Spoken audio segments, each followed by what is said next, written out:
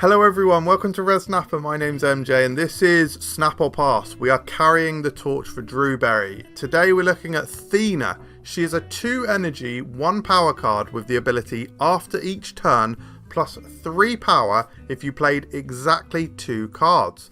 In this video we're going to be looking at the spotlight caches that she's in. We're going to be looking at some awesome deck ideas. I'm very excited to share some cool decks and synergies that I've got for you and all of the different mechanics as well. First of all, let's talk about the spotlight caches that she's in and this spotlight week that she's in, because this has changed. It was originally Grandmaster and Gladiator. It is now Grandmaster, who is a Series 5 card, and Modok, who is a Series 4 card. So in terms of the value of this spotlight cache week, it's not too bad. Thena herself, or Thena, I don't know how to pronounce it, is a Series 5 card, and Grandmaster is a Series 5 card. Modok is a Series 4 card, and Modok has been featured in several spotlight caches before. So Modok is not a massive draw here. Now that being said, if you don't have Modok, he is a key card in discard. He's one of the most important cards in that archetype. So that is actually good. And Grandmaster is actually pretty cool. He's recently been buffed, and there's loads of different synergies and shenanigans that you can do with Grandmaster. So I actually think Grandmaster is very, very cool. And I actually think that people haven't quite scratched the surface with him yet. So overall value of this spotlight week, not too bad. Now let's move on to the mechanics. I'm going to France and Belgium in about a week, so I'm having to film 4 of these back to back. And it's going to kill my voice. So subscribe to show me your appreciation. Thena. She counts herself. So if you play Thena, I'm going to stop saying Thena and Thena, because it's just going to like double the length of the video. I'm just going to call her Thena. If you play Thena with Wasp or Yellow Jacket or a Hammer or some other like 0 cost card on the same turn, she will trigger herself straight away. There you go, boom. And her ability triggers at the end of each turn. This means that she can duck under Shang-Chi if she's going over 10 power. She does it at the end of the turn, so they can't quite do that. But it also means that there's some cards that she won't work with. So kind of crucially, she won't work with Gilgamesh. Well, that's not explicitly true. If you play this is probably a terrible example, but if you play like Elysium's out or something, and you play Thena into Gilgamesh, Gilgamesh won't get the extra power from her because she won't have triggered yet. There you go. Now, pros. She fits into the silky smooth style of decks very well, and you don't actually need to stack her. So with the other cards, with most of the other cards in the silky smooth style of deck, like Elsa and Angela, you are stacking at the same location. Thena fits into those kinds of decks, but you don't need to stack her, so that's nice. Gives you a little bit of extra flexibility outside of that. And the actual potential power that she can reach is kind of absolutely huge. If there is like full-blown shenanigans, let's pluck out that Elysium example again. Let's say you're playing a turn 1 Thena alongside like a turn 1 Kitty Pryde, and you've played Magic and you're going all the way up to turn 7. She can actually reach 22 power, which is pretty freaking crazy. Now, of course, that is absolutely never going to happen in a million years. But I'll be damned if I'm not going to try it. No. But, you know, very often she's going to be getting to 2-7. It's very easy to get her to 2-7 and probably beyond. I've written down as a pro that she looks fucking cool. That doesn't really affect the card. I just wanted to say it. I think she looks absolutely sick. And she is great value for the potential power. She's similar to Angela. She's similar to Elsa. No, I just think she's good value for the power output that you're going to get from her. Now the cons. She does have a pretty major drawback in that she just might feel quite awkward. There will be situations where you either want to and can only, or need to, play only 1 card. Or there might be situations of the opposite where you need to play 3. You might be against Clog and trying to fill a location. You might be desperately trying to get into a flooded location, and you need to break the boundary of just playing exactly 2 cards. So she's going to feel a little bit awkward. She's a poor top deck. You really need to be drawing her and playing her early on. So that is annoying. I mean, there are other cards who are, you know, in the same boat in that they're bad to draw later on. But yeah, in particular, Thena will feel bad to play early on. And the other con is there's just probably arguably more flexible cards that are similarly good or even better.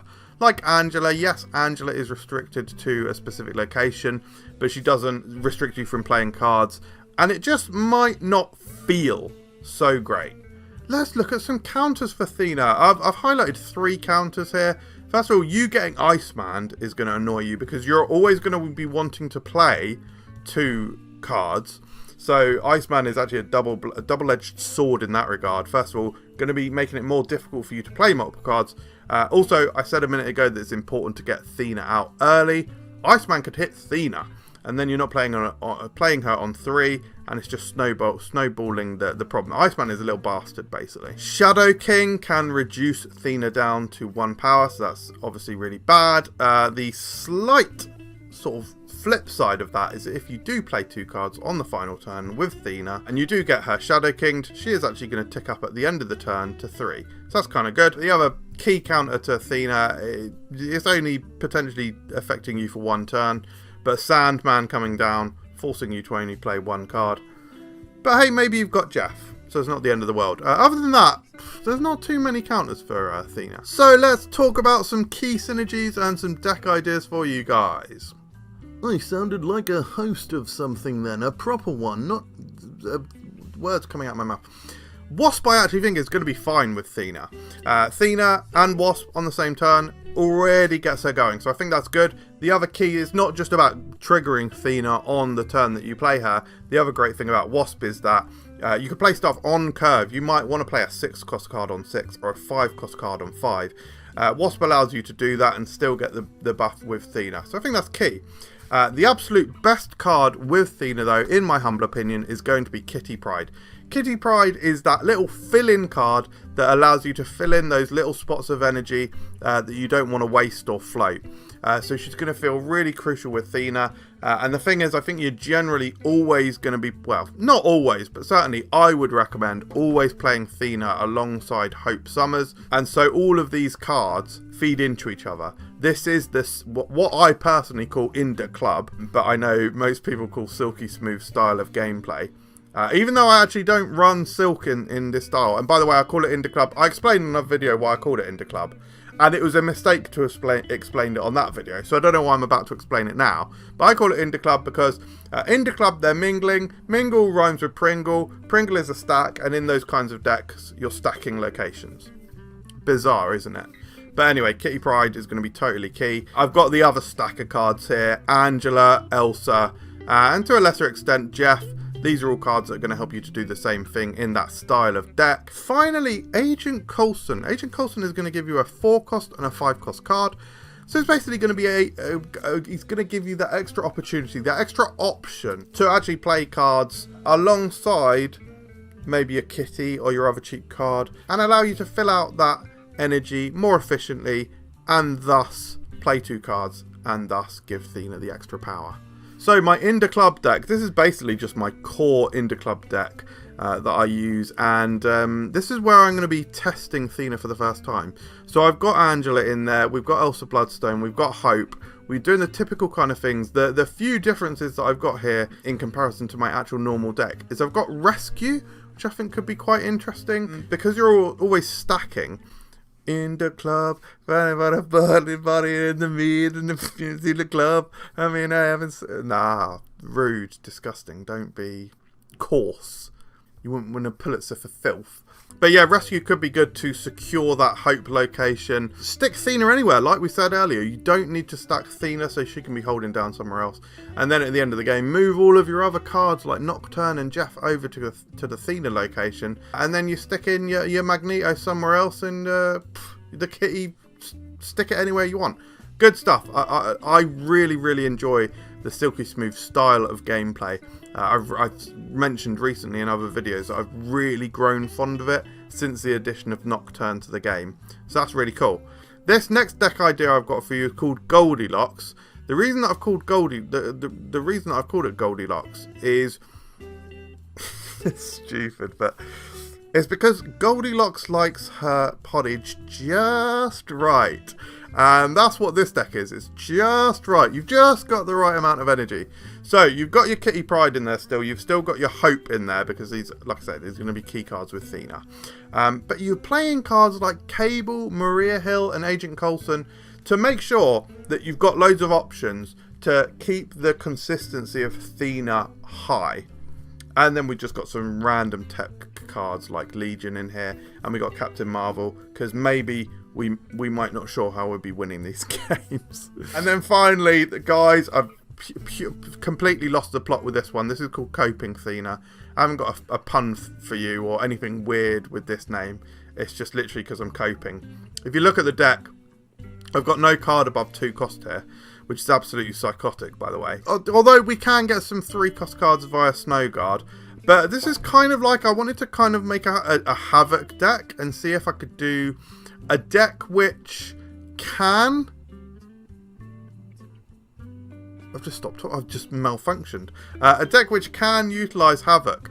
Now, we have got things like Wasp to play alongside our 2 costs, so we can get Thena to trigger. But my idea of this is actually that you wouldn't be playing Havoc until turn 3. So you're always going to have free energy. You got loads of 1 costs in here, and you got loads of 2 costs in here. So you're always going to be able to play 2, and probably at most 2. And you've got Bast. So just to explain some of the other synergies, Bast going on your Hood is good. Going on Wasp is good for the free cost power. The Hawkeye gets particularly bigger with the Bast. And you're just ticking up those spikers, Havoc and Thena, ticking them up, and then you have these surprise extra boosts of power like your Mojo.